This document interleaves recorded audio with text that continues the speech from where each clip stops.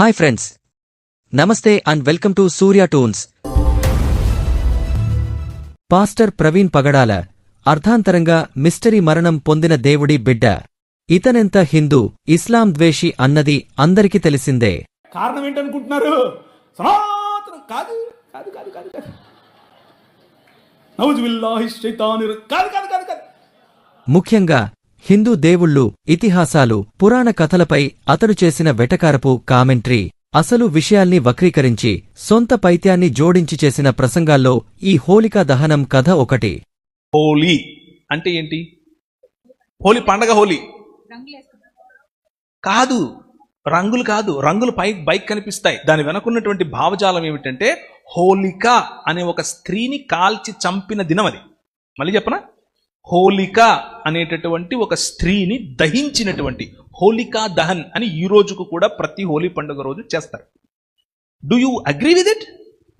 ఒక స్త్రీని నడి రోడ్డున కాల్చి చంపడం, కిరసనాయలు పోసి హ్యాపీ హోలీ అని చెప్పగలమా?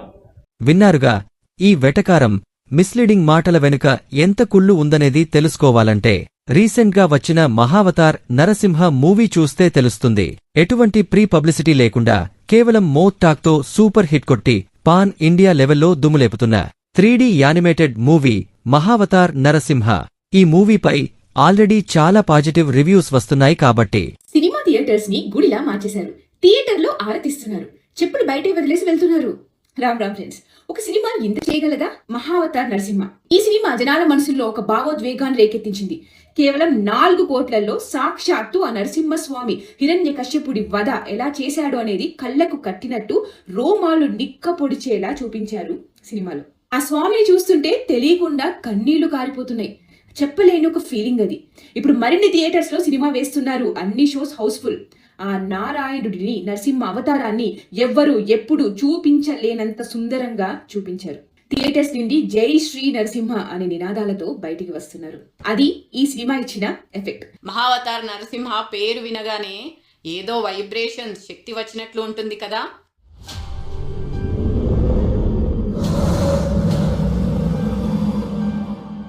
ఈ యానిమేటెడ్ సినిమా కోసం చాలా మంది ఎదురు చూశారు. డైరెక్టర్ గారు దీనిని చాలా బాగా డిజైన్ చేశారు. ఈ సినిమా మన పాత ఆధ్యాత్మిక గ్రంథాల ఆధారంగా వచ్చింది.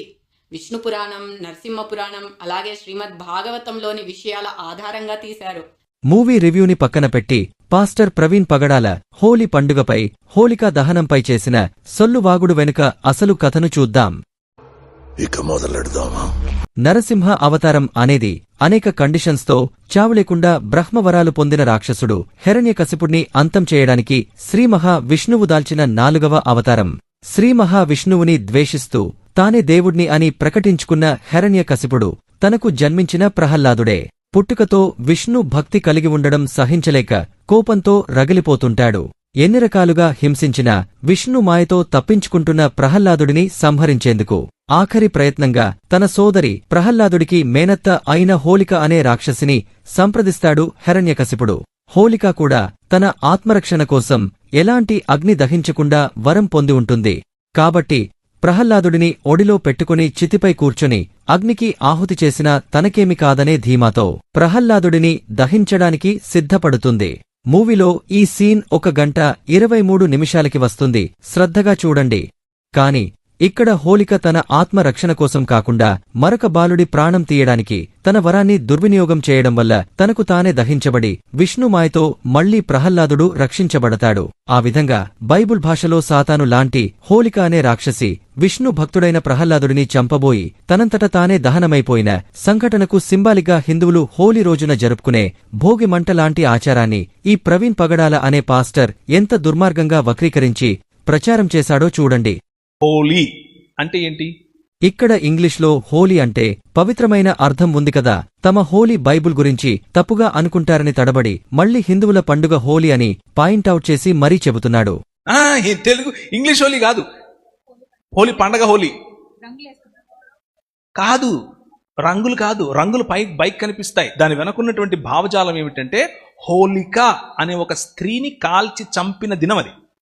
హోలిక అనే రాక్షసి కపట బుద్ధితో తనంతట తాను దహించుకున్న పురాణగాథను ఏదో దారినపోయే రష్మిక, జ్యోతిక, జెసికా లాంటి మామూలు అమ్మాయిని హిందువులు టైంపాస్ కోసం కిరసనాయిల్ పోసి కాల్చినట్లు ఎంత ఏటకారంగా, ఎంత దుర్మార్గంగా వక్రీకరించి చెబుతున్నాడో చూడండి. మళ్ళీ చెప్పనా, హోలిక అనేటటువంటి ఒక స్త్రీని దహించినటువంటి హోలికా దహన్ అని ఈ రోజుకు కూడా ప్రతి హోలీ పండుగ రోజు చేస్తారు. Do you agree with it? ఒక స్త్రీని నడి రోడ్డున కాల్చి చంపడం, కిరసనాయాలు పోసి హ్యాపీ హోలీ అని చెప్పగలమా?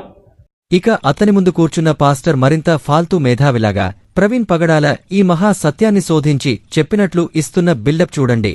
ఇప్పుడు అది చేసేవాళ్ళకు కూడా చాలా మందికి ఆ హోలిక అనే దాని గురించి తెలియదు. అలాగని వీరికి అసలు పురాణ కథ తెలియక కాదు, అన్నీ తెలిసి కూడా వారి యాంటీ హిందూ ప్రోపగాండాలో భాగంగా కావాలని చేస్తున్న కన్నింగ్ కామెంటరీ ఇది. సౌత్ ఇండియాలో తెలియదేమో కానీ అని ఇక్కడ మహారాష్ట్ర మొదలుకొని కశ్మీర్ వరకు హోలీ యాక్చువల్ గా నా చిన్నప్పుడు సౌత్ ఇండియాలో ఎక్కడ ఎవరు చేసేవాళ్ళు కాదు, హైదరాబాద్ లో మాత్రమే చేసేవాళ్ళు. ఇప్పుడు వస్తోంది. కానీ హోలీ రోజు ఏం చేస్తారంటే హోలిక అనే ఒక మొద్దు పెట్టి దాని మీద కిరసనాయలు పోసి కాలుస్తారు. అంటే హోలికా దహన్ అంటారు. ప్రతి మతంలోనూ దేవుడు అనే పాజిటివ్ వైబ్రేషన్స్ కి, సాతాను అనే నెగటివ్ ఫోర్స్ కి మధ్య ఘర్షణ అనేది కామన్ పాయింట్. ఏ మతంలోనైనా మానవత్వం, సమానత్వం లోపాల గురించి విమర్శించడం వరకు ఓకే, కానీ ఇలా ఉన్నదాన్ని వక్రీకరించి చెప్పడం అనేది ఈ పాస్టర్లు చేసే నీతిమాలిన పనుల్లో ఒకటి. ఏ సంస్కృతుల్లో ఏ మతాలుండేవి ఇవన్నీ తెలుసుకోవాలి. దానికి కొన్ని పుస్తకాలు చదవాలి.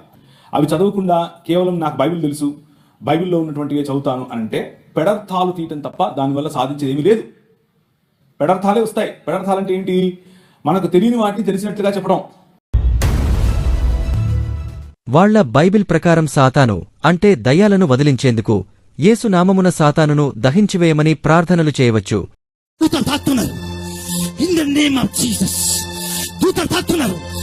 పడిపోని అన్నమ్మా, పడిపోని కింద పని కాకపోతే in the name of Jesus anything తీసుకో, in the name of Jesus, in the name of Jesus take anything in the name of Jesus.